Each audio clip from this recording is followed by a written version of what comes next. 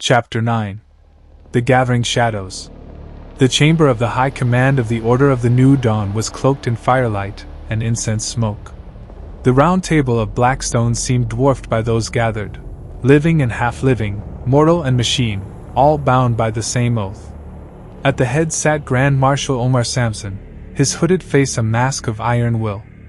To his right, Castellan Antioch, grim and immovable as the mountains of Aderna. To his left, Reclusiarch Adolphus, his skull helm resting on the stone like the death mask of a prophet.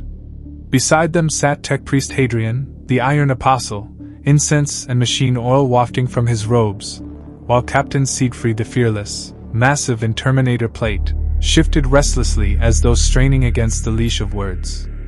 And looming behind them all, two towering sarcophagi, their forms shrouded in shadow and reverence, ancient Marduk, the eternal flame, and ancient Iskandar, the duelist of old. Their voices, when they spoke, came as echoes of thunder through vox grills, slow and ponderous but carrying the weight of centuries. Adolphus rose first, his words burning with zeal. "Brothers, for too long we have lingered here, chained to this world like penitents. The Emperor calls us to war, not to walls. The visions speak true. We must take to the stars and strike the foe before the end falls upon us all." Antioch slammed his gauntlet fist upon the table. "And abandon Miriam? Abandon Aderna? If the girl falters, this world falls into the abyss. We swore to shield its people. I will not see our vows broken in the name of reckless crusading." Hadrian's vox rasped like steel on stone. "Both paths carry ruin. Yet there is an equation unconsidered. The Gnostic archives hold hidden routes through the stars. Aderna can be bastion and forge alike. Supply flows from here. Our fleets strike beyond. We become both shield and sword." Siegfried rose, his massive fists clenching, his voice a snarl. "Enough of your riddles! The galaxy burns while we rot in shadow. If we die here, we die cowards. Better to die in blood and fire, taking the foe's head in our hands. Leave the girl, leave this world, and let us carve our names into the galaxy with steel." The chamber erupted, voices clashing like blades. Then the ancients stirred. First, Iskandar's voice, slow and weary, reverberated like a storm over a distant sea. "I have walked battlefields that no longer exist.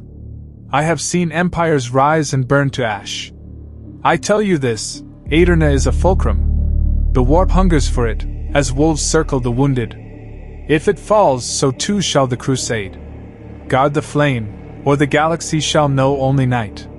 Then Marduk, his voice a furnace of wrath, answered, "And yet if we cage ourselves we wither. The foe is endless. The galaxy cries out for warriors. I say strike. Strike as the storm, strike as the fire, strike until our foes choke on ash and blood. Aderna shall not be shield alone, it shall be the forge from which war is born." Silence followed their words, heavier than iron. At last, Omar Samson rose, and the council stilled. "Brothers, ancients, sons of the new dawn. You all speak truth. Antioch, your caution honors our oaths. Adolphus, your zeal honors our God Emperor.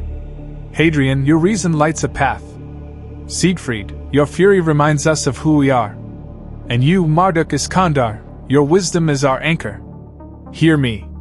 We will not abandon Aderna, but neither shall we rot in darkness. This world shall be our bastion. From it, we shall forge an arsenal, an army, a brotherhood. And from that bastion we strike the stars. Aderna is our anvil, the galaxy shall feel our hammer. By the Emperor, by the dawn, we shall rise." A roar of approval shook the chamber, echoing through stone and steel alike. The Council of the New Dawn had chosen its course. Not defenders alone, not wanderers without root. Aderna would become the secret bastion of a shadow crusade, and the galaxy would tremble at its coming. Chapter 10. The First Shadow Crusade. The Council's decision had been made. The Order of the New Dawn would not linger in stillness, nor would they openly declare themselves before the Imperium. They were a brotherhood reborn, forged in secret, and bound to a truth so dangerous that even a whisper of it would see them burned by the Inquisition as heretics. They knew well the peril. For the Imperium believed them lost to the warp, consumed by the madness of maelstrom storms. Their return would invite suspicion, perhaps excommunication, and worse, execution. And if the Ecclesiarchy or the Ordo Hereticus uncovered the Gnostic revelations of Aeterna, the truth that the universe was but an illusion ruled by gods of chaos, and that even the Emperor himself might be bound to that same heresy, the Order would be hunted unto extinction. Thus it was decided. They would move unseen. They would fight as shadows. They would take the vows of crusaders, but cloak their purpose in silence. They knew the inner workings of the Black Templars, for they had been brothers of that faith once. They knew the protocols of crusading fleets, of scattered fighting companies, of how forces could vanish into the stars for centuries. And so, the plan was born. They would infiltrate ongoing crusades, emerging from the void where the fighting was fiercest, aiding the Black Templars and other imperial forces where needed. They would fight with ferocity, with purity, with the zeal of martyrs, earning respect and trust. Yet in the quiet aftermath of victory, they would whisper truths to the worthy, planting seeds of doubt, of vision, of the new dawn. Here they would recruit. From shattered crusades. From disillusioned brothers. From those who had seen too much horror to still cling blindly to dogma. Every warrior they won to their cause would become part of their silent brotherhood, swearing oaths not only to the Emperor, but to Terra's survival, the Gnostic truth, and the eternal fight against chaos. The Vessel of Shadows. The council chamber of the Order of the New Dawn was shrouded in the cold light of Aeterna's twin suns, now perpetually dimmed by a crimson hue.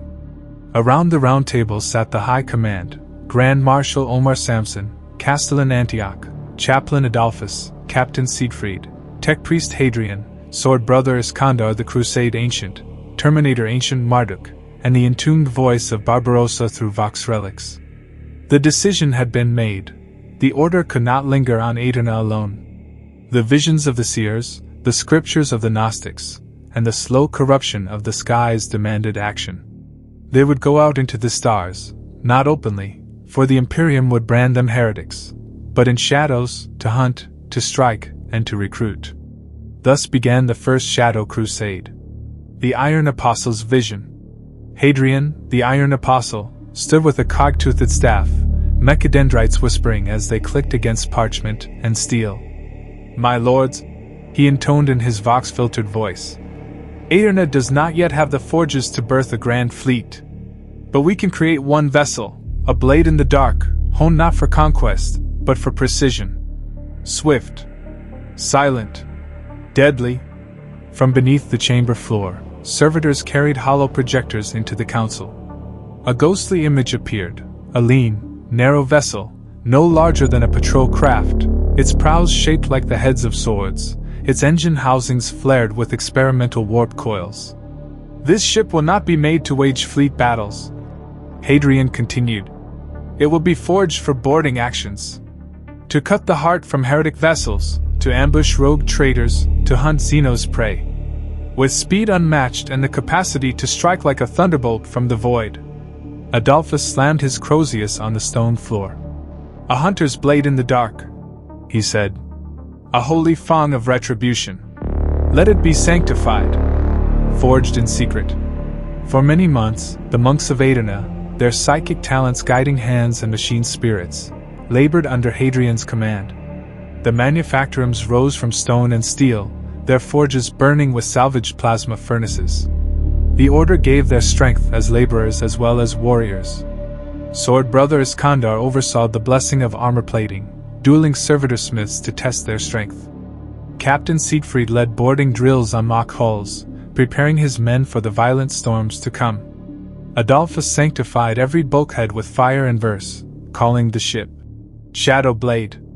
When at last the vessel was complete, it stood gleaming black in the orbital docks, a war blade awaiting blood. It bore no sigil of the Imperium, only the rising flames of the new dawn, etched in gold and silver upon its prow. The oath of departure. On the day of embarkation, the entire Order stood assembled in the great monastery hall. Miriam, still chained to the throne beneath the sanctums, was their silent guardian, Her sacrifice ensured that this venture could even be attempted. Grand Marshal Omar raised his blade to the vaulted ceiling. "Brothers," he declared, his voice echoing through the stone. "We are shadows, unbound by the blind laws of Terra, yet not forsaking the Emperor. We fight not as traitors, but as keepers of truth. This vessel is our path into the abyss. From this day forth, the stars shall tremble when the order of the new dawn strikes." With that, the warriors boarded the ship, its engines shrieking with the song of caged warp light. One by one, they took their stations, the High Command watching as the black hull shuddered with life. The runes of the warp drive glowed. The shields sang with energy. The hunters of the new dawn were ready. And as the twin suns bled crimson across Aderna, the vessel broke from orbit, vanishing into the void. Its first steps into the Crusade of Shadows. Chapter 11. The Bastion of Aderna. The thunder of engines still echoed in the skies of Aderna as the vessel of the Order of the New Dawn vanished into the warp. Yet behind, upon the sacred soil of the Gnostics, the work of survival did not cease. For though Omar Samson and his knights ventured forth to hunt in the void, Castellan Antioch remained, stalwart, immovable, and unyielding, sworn to safeguard the heart of the Order. The Shield of Antioch. Antioch, clad in his black armor, oversaw the rise of bastions that rivaled any fortress of the imperium. Where once stood derelict shrines and cave dwellings, now rose fortified bulwarks, gun batteries, and missile silos. Under his command, together with Hadrian, crude yet efficient air defense networks spread across the mountain ridges, bolstered by vast rocket launchers with warheads capable of sundering entire continents. The moon of Aderna, once barren and silent, became a fortress world in miniature, a Death Star in all but name. Its surface bristled with macro batteries and void shields, its caverns filled with supply depots of rare ore and precious promethium. Antioch named it the Iron Vigil, a symbol of the Order's eternal watch. The Forge of Hadrian. Meanwhile, Hadrian the Iron Apostle bent his genius to the task of transforming the planet into a forge world in all but name. Servitors, crafted from the bodies of criminals, volunteers, and the clone stock of newly awakened gene vats, marched in endless labor. Their soulless toil built manufactorums, assembly halls, and reactor cores, all to fuel the war machine of the new dawn. Hadrian's voice, half machine and half prayer, resounded in every forge. Work is sanctity. The flesh serves, the spirit obeys, the machine endures. In labor, we build salvation. Cloning pods hissed in the vaults beneath the monasteries, birthing more laboring bodies for servitor forging. Though their lives were but tools, they ensured the Gnostics need not be sacrificed in toil, preserving the ancient bloodlines of Aderna. The regiments of Aderna. At Antioch's command, the first regiments of mortal soldiery were raised, trained and armed under the strict doctrines of the Astartes. Though lacking the transhuman might of space marines, these warriors bore the zeal of the Gnostics, their faith tempered with the steel of discipline. They wore crude armor, bore lost rifles and bayonets, yet their hearts burned brighter than plasma. In time, these would become the Guard of the New Dawn, an imperial guard in all but name. Antioch drilled them with a single creed. You are not soldiers of an empire. You are shields of Aderna, spears of the dawn. You will hold until the stars burn out. The dawn goes to war. Thus Aderna became a fortress world of shadowed might, its people armed, its manufactorums burning, its moon a world killer. From here, the Order of the New Dawn could strike outward into the galaxy with the surety that their home endured. And while Antioch raised an army of men, machines, and missiles, Omar Samson and his brother knights hurled themselves into the void aboard their fast hunter vessel, seeking prey among heretics, renegades, and Xenos. The First Shadow Crusade had begun. Chapter 12. The Shadow Hunt. The void was a graveyard of shattered stars.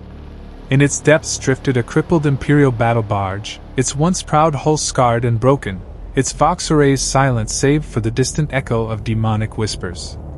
It bore the marks of the Aquila, but the black stains of chaos marred every inch of its plating. The ship, once a fortress of the Emperor, was now nothing more than a desecrated husk, limping back toward heretic-controlled void. Yet in the darkness behind it, unseen and silent, glided the Shadow Blade, the warship of the Order of the New Dawn. Fast, sleek, and hungry, it was built for one purpose alone: to strike unseen, to board, and to kill. The hunters in the dark. In the Strategium, Grand Marshal Omar Samson stood before the hololithic display of their prey. His hand rested upon the pommel of his blade, eyes burning with determination. "They think themselves safe in their weakness," he growled, voice like iron. "They think no blade waits for them in the dark. Brothers, we shall be that blade. We shall be their doom." Around him stood the High Command. Castellan Siegfried the Fearless, eager for blood, his gauntlet fists clenching as he paced. Chaplain Adolphus, saint of the apocalypse, reciting the litanies of hate, his crozius resting across his chest like a holy relic. Sword Brother Sirius, the Emperor's champion, silent, his eyes never leaving the image of the heretic ship, his every breath a prayer for single combat. Ancient Marduk and Ancient Iskandar, their massive sarcophagi humming, voices like thunder resonating through vox links. Tech Priest Hadrian, the Iron Apostle, chanting binaric blessings to the machine spirit of the Shadow Blade as the vessel stalked its prey. The Psychers of Aeterna. Locked within the inner sanctums of the ship were the Seers of Aeterna, Gnostics of unmatched psychic gift, their powers shackled not for sorcery, but for vision. Chains of silver and scripture bound them to the warp chambers, where their minds cut through the storms of the imperium. Their voices spoke as one, guiding the Shadow Blade through the unseen currents. One seer, her eyes white with fire, whispered into the chamber. "Soon, the rift will open. The prey bleeds, but within it demons gnaw. Steel shall clash, and fire shall burn, but only in blood will the path be made clear." The prey bleeds. Through augurs and scrying, the truth became clear. The heretic-held battle barge had suffered grievous wounds. Hull breaches vented flame into the void, its engines stuttered, and entire decks lay dead. But still it moved, its heretic crew dragging it back toward their blighted strongholds. Scans revealed the presence of warped astartes, traitors clad in the twisted mockery of power armor, as well as warp-bound entities, creatures that seeped through the rents in the ship's Geller field. Though weakened, the vessel still carried hundreds of souls steeped in blasphemy, enough to slaughter entire worlds if left unchecked. The Shadow Blade strikes. With speed unmatched, the Shadow Blade closed the distance, its engines whispering silence, its hull veiled by psychic wards. It was a predator unseen. Like a dagger thrust into the dark, it drew closer until the heretic barge loomed vast before them, bleeding light into the void, a wounded beast unknowing of the hunter at its throat. Grand Marshal Omar gave the command. "Brothers, ready yourselves. Tonight the heretic will know the wrath of the new dawn. By blade, by fire, by faith, we strike."